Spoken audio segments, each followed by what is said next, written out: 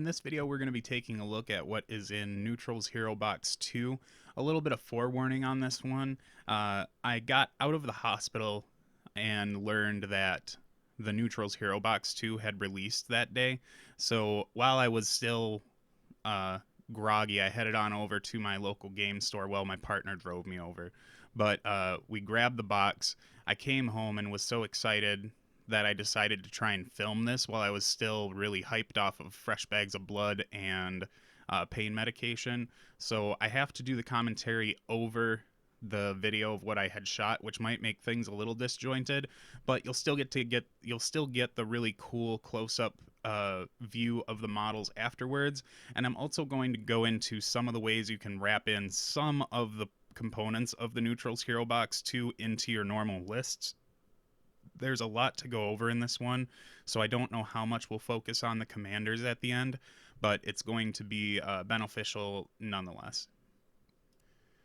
So the Neutral's Hero Box 2 had come out while I was in a stupor of what was going on with the Ice and Fire community. It seemed like there was some releases that got out into the wild that shouldn't have, so I didn't really know what was going on because I knew we weren't getting Baratheons, but some other things had come out.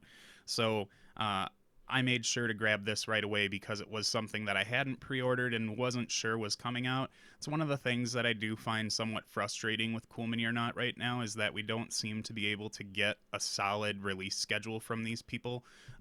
So I'm happy to get them when I get them, but I would like a little bit more of a heads up so I don't have to worry about waiting for things to go out of stock before I even get a chance to order them from my local game store.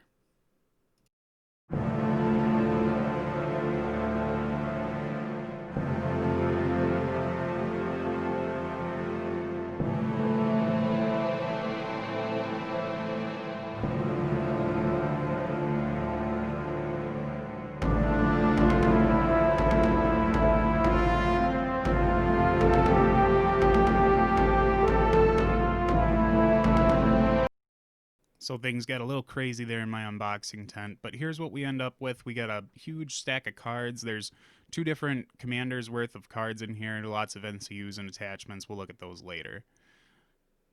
But I guess I'll keep talking about them for a second because I still got them in my hand.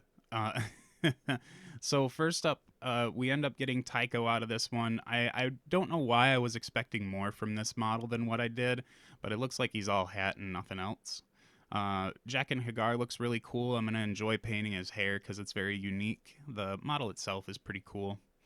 Then next up we get Walder Frey, and this one I was super excited about, not only because painting old flesh tone is fun for me, but I also have a lot of fun painting chairs. I don't know what it is, but it's just something I enjoy. And then we get the first resculpt. Well, it's the first sculpt we have, but it's resculpted, I guess. Is Bronn. This time he's got no shield, which I know is a big deal for some people, but he looks pretty decent, not bad or anything. Dario Naharis looks really sweet. He's got a lot of cool tones of showing through on his arms, like muscle tone, and painting that blue hair is going to be real unique too. Vargo Hoat, he looks better than probably the Box Ramsey and Box Roose look. But still really static for those like Bolton-esque neutral characters. I wish we could have had maybe a little more action in him, but it is what it is. Now, Brienne is the one that I think is probably the better sculpt in the box. I think that her model is super legit and looks way better than her Kickstarter version. Also, she does seem to be really well proportioned, like she's a big lady, so she is bigger than most of the models, and this pose is just really fierce. And I imagine her armor's more going to be shiny, so I'll have some fun painting her when I get around to it. But there's a lot of cool movement to her, even though she's in a really static position. So when we get these close-up looks at her, you'll get to see how awesome she really does look. So for the cards, we're going to crack these guys open, and then I'm going to be organizing them into piles so that they're a little bit easier to manage. So we'll be back with that in just a moment. So from this, we end up getting 3 NCUs total out of this box, with Walder Frey being really pricey, along with Jack and Hagar, and then Tycho Nestoris is in there as well. I think these all have really interesting and unique places in the game. The thing that bums me out about Jackin is that he's got that D6 tied to him, and I just really don't like that in design. So I feel like he deserved better. We do get a little bit better of treatment with him in the attachments, where he gets one that's Stark that's tied to Arya, and then he gets his own neutral one. Both are real good in their own right. And of course, now we can finally play with the best 2 point attachments in the game, in my opinion, Bronn and Brienne. Along with Vargo, we get an attachment version and a commander version, but we also have plenty of cool commander cards for him. And then Dario Naharis as well has got an attachment and commander version as well. Both of those have their only the I think it's only the commander has the actual influence, or not influence, but the affiliation one. So that's interesting.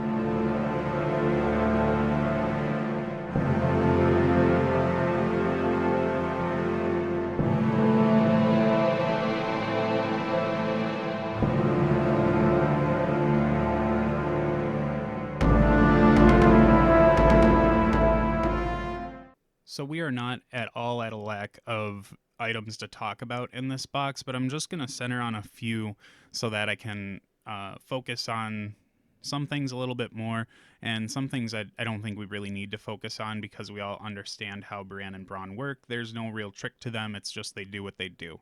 So the first thing I want to look at is from our pile of NCUs is Tycho Nestoris. Tycho's ability backing of the Iron Bank is a once per game effect that just says when you use it, you can restore 5 wounds across any number of combat units you have. Now, this doesn't seem like a really huge deal. It's just a one and done thing, and he's a 4 point NCU, so he's pretty pricey. But if we think about some of the armies that we have access to that that play a little bit more of an attrition style, that don't have a lot of healing elements baked into their stuff or their cards or whatever, Tycho can be a really welcomed piece in that. I know that there's some Jon Snow lists that really focused on healing, and with Tycho going in there, you could really have a big turn where you don't like if all of your units are getting picked down pretty slowly, you can use him to get them all back up to fighting capacity. But the place that I like Tycho the most right now is in the Baratheons, because they have a tendency of taking on a lot of wounds from their abilities. They also kind of get into the fray really early. So if you have something that can sustain that combat and get some of these units up, it can really swing the game in a huge way. Getting another rank +1 in another unit, or making sure that your stag knights just don't blow out and die on a turn that you have nothing that you have no control over. Tycho gives you that. So I think he's going to find a really nice home in the Baratheons, but he could also find some places in Starks or Night's Watch where Night's Watch can lean into healing a lot, and the Starks have a little bit on their own, but they don't really have a good solid NCU for that outside of Eddard Stark. Now, Eddard with Tycho, that could make a really interesting attrition based list. So I think he's going to see some play in a lot of those lists. It might not be right away, but I can definitely see Tycho being a welcomed addition to the Baratheons. For the next NCU I want to talk about, we're going to look at Walder Frey.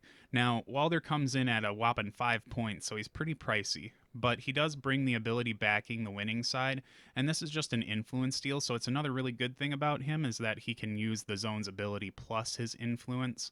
Um, but his ability says when Walder influences a unit, they suffer 1 wound. If you are the first player or you control the crown zone, the influenced unit and its attachments lose all of their abilities. So I know that this is a controversial talk because some people think that Walder Frey almost straight up negates the inclusion of dogs. And I kind of wanted to speak a little bit against that without getting too much on a soapbox here. But Walder Frey is 5 points, and you have to go for the crown zone in order to get this if you're not the first player. So you have to not only sacrifice a good NCU activation that might help your army out better, but you're also putting Walder Frey, the 5 point NCU, on dogs. Now I know that they give victory points right now, and that can swing games really easily. But 1 victory point shouldn't be the end of the universe. And if you think that your opponent's going to be sitting there just zapping dogs with Walder until the cows come home, uh, I don't think that that's the greatest utilization of those 5 points, especially when you look at the last part of his backing the winning side ability, where the unit loses their abilities and attachments as well. This is the reason why I would want to use Walder Frey. I'm talking about things like Tully Cavaliers giving me a real hard time. If you know that your opponent's not bringing Varys, Walder Frey can really turn off a lot of those hard hitting units that can give you a pain in the butt time. Now, Walder Frey is going to be a huge target for Varys, and if Walder Frey becomes more uh, prevalent in the game, I think Varys will start getting included in a lot more lists. But for me, I could see building a really control-oriented list like with the Lannisters or neutrals, and having Walder in there as one of them because you with the neutrals specifically, you have Roose Bolton who can do a lot to control the game and kind of force it the way he wants it to go. He's also a free NCU, and that means that if you bring him and Walder and then one more, you're kind of not getting over that like huge investment point on NCUs. So I think that it's going to be a really good place for him in terms of trying to get the most out of his abilities. And I know I've built a bunch of lists with Walder Frey in it just to try and get the formula right. And I think we'll be having a battle report with that real soon just to kind of show what Walder Frey can do. And maybe we'll try and get him into a Varys list or against a Varys player just to see um, if it's really going to hinder him quite a bit. I mean, it all depends on a 3+ die roll. But I think Walder Frey is going to be a powerful NCU, but he doesn't invalidate dogs in any way. I think that he's got better things that he can be doing. The last thing we're going to go over, and we're going to bring a list with this one, is going to be Dario Naharis. And we're choosing him as the commander, and the army we're going to be running him with are Baratheons. So I apologize in advance for the way that the list looks here. At the time of recording this, Cool Mini or Not hadn't updated War Council at all for this, so building the list won't let me choose neutral heroes at all, which is another bugbear that I have because during Gen Con they made sure that the Baratheon update came out because the models were there, so they wanted people to be able to use it. But this is a regular general release, and it seems like a really huge ball drop to not have this ready to go when people have purchased it and are ready to make lists within the app here, or even just check the stuff out if they were considering buying it and didn't know what was really in it at all. So big bummer there. But the list starts out with Baratheon. Well, I'll wait for the list, but the first thing I want to look at is Dario's attachment. He does make a unit a Stormcrow unit, which doesn't matter so much for this list, except for maybe a couple circumstances in his own unit. But the big ability that he brings to them is loyalty through coin, and this triggers off, or it's just a static ability, but it turns on when you control the wealth zone, and then the unit gains +1 to defense save rolls, never suffers penalty to morale, and enemies cannot expend panic tokens from it. So this takes a unit that might be middle of the road and turns it into a lot more defensive unit and gives it some innate protection against morale shenanigans. For commander cards, which is the real reason, well, not the real reason, it's just one of the reasons why we're bringing Dario as a commander for this Baratheon list, is that the first one is Forced March. Now, for free folk players, Harma brought this card as well, so it's nice to see this again. And for Baratheons, this card's really nice because they're quite slow. But this triggers at the start of a round. It states that one friendly infantry unit can pivot and then make one free march action, then it becomes weakened. So the weakened tokens aren't a huge deal for the Baratheons. They have a couple cards that will stop the tokens from doing anything. We also have a couple more cards that might be able to shift tokens around. But the big benefit of this is that you can take something that doesn't have a great attack stat line like Baratheon Wardens, and now they're able to make that 8-inch march at the start of a round, so they might be able to get out of the threat of an opponent and into the side of an opponent where they have to kind of force their activation. It's either they're going to be taking a bunch of sundering hits from the side, or they have to sync their activation, getting something onto the maneuver zone, and then turning their unit around so they don't have that. And then it just breaks up their whole front line. So Forced March is really welcome in Baratheon since they're quite slow and try to draw the sand in the line. This gives them just another little shenanigan that they didn't really have access to and opens up a lot of new lines of play. The second card for Dario is Mercenary's Cunning. This triggers when an enemy unit would place a condition token on a friendly combat unit, and it is specifically placed, so Forced March isn't going to really do anything with this. But instead, that unit suffers 1 wound, and you can place that token on an enemy combat unit within short range of targeted unit. So the way I read it is that the unit that has the token placed on them is the one that takes the wound, and then you can shuffle it around. If it happens to be a Stormcrow unit that you're shuffling this from, you can put any condition token out instead. So if they're trying to do anything to Dario's unit, then they won't really get much mileage out of that. And just knowing that this card exists, they probably won't do it. But at least now you can shuffle some tokens around when people are trying to do things like make your tanky units vulnerable or make your attacking units weakened. This way you can just add some cool shenanigans to that in addition to what's already in the Baratheon deck for condition play. The last card that Dario brings is Reckless Strikes. This triggers when a friendly combat unit makes a melee attack before the attack dice are rolled. The attack rolls +2 dice, and hits from 6s do not allow defense saves. This unit suffers 1 wound for each miss. If it is a Stormcrow unit, it can roll its highest attack die value. So again, it'll only have that on Dario's unit since he's the only one who can make Stormcrows here. But this is a lot like Hold the Line in the Baratheon deck. They don't have a lot that turn up their attacks. They just have a lot that lets them attack. So having another card that brings them up is quite nice.